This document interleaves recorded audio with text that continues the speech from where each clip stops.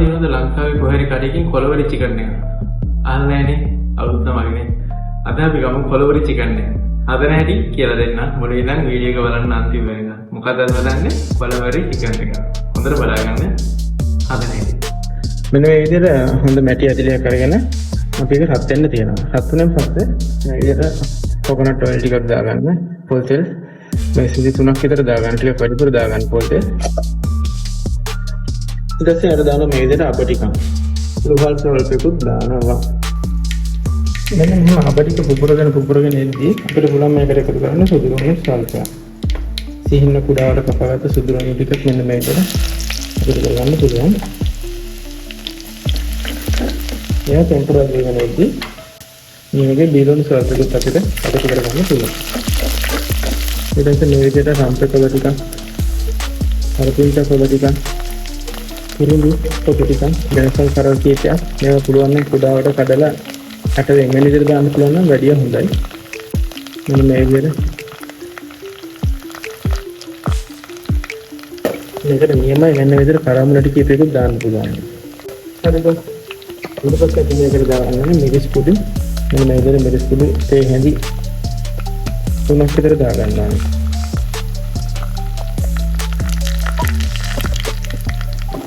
ඊට පස්සේ බදපු 3 කනකොට බදපෙකන තේ හැඳි 2ක් විතර දාගන්න ඕනේ.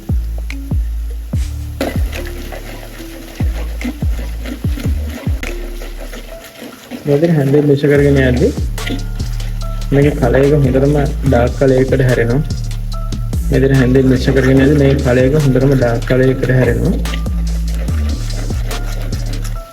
විනාඩි 3ක් හරියටම මේ විදිහට කලවම් කරගත්තන් පස්සේ ගින්නර වැඩි ගින්දරේ තියාගන්න කුපයක වැඩි ගින්දරේ තියාගෙන මෙහෙම කලවම් කරගත්තට පස්සේ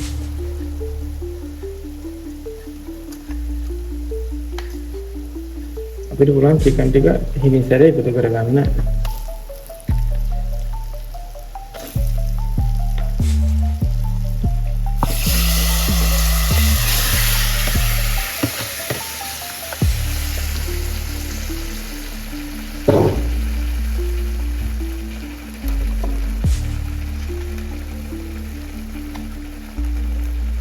ඊට පස්සේ රසයේ පදමට ලුණු කුඩු සල්පයක් දාගන්න ඕනේ.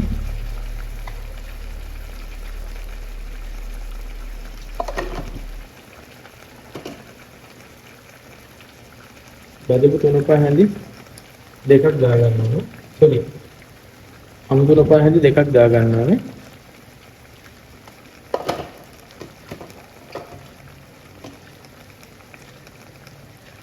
මිරිස් කුඩු හැන්දක් දාගන්න ඕනේ තව. ගම්මිරි චුට්ටකුත් මේ වගේ දාගන්න ස්වල්ප වැඩි දාගන්න එපා සැර වැඩි වෙයි. රයිට්. මේක අපි හොඳට මික්ස් කරලා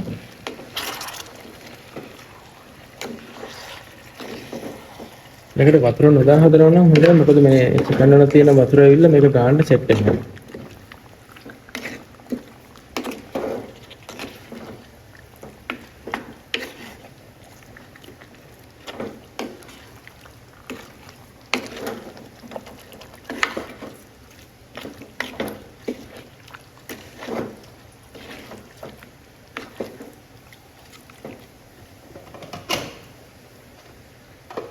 ඒකට අපි ගොරක කැලි දෙකකුත් දාගන්න ඕනේ.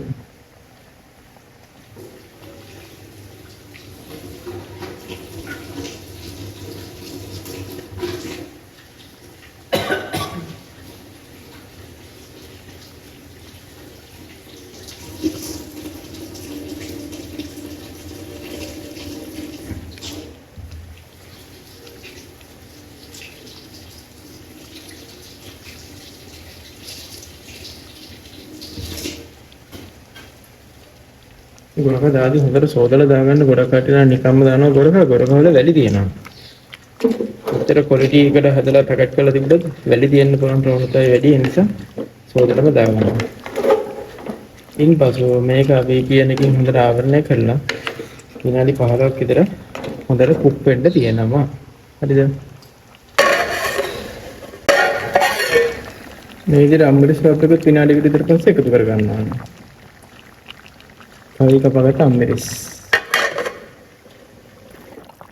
මෙන්න මේ විදිහට විනාඩි 15කට විතර පස්සේ අපේ චිකන් එක වැඩ ඉවරයි. මේ තියෙන කොළවලි චිකන් එක. ඔය මං කියපු විදිහට ඉන්ග්‍රීඩියන්ට්ස් ටික දාලා හරියට මේ විදිහට හදාගත්තොත් මේ ටයිමින් වලට ඒන කරි එක කොළවලි චිකන් විදිහට ඔයාලට යූස් කරන්න පුළුවන්. සෑමෙකට පිළිගන්නලා ලස්සන රසට මේක ඔයාලට ගන්න පුළුවන්. යාගේ යාළුවෙක් ගෙදර ආවත් ඒගොල්ලොන්ට නම් දෙන්න පුළුවන්. මෙන්න මේ විදිහට කොළවලි චිකන් එකක් හදපු කෙනෙක් නම් ඔයා මේ වීඩියෝ එක බලලා ෆොටෝ එකක් කමෙන්ට් එකක් විදිහට දාගෙන යන්න. channel එක subscribe කරගෙන යන්න කියලා චුට්ටක් මතක් කරනවා. මේක මම එහෙනම් අපි අලුත් කරේකින් ආයෙ හම්බ වෙමු. එහෙනම් ජය වේවා.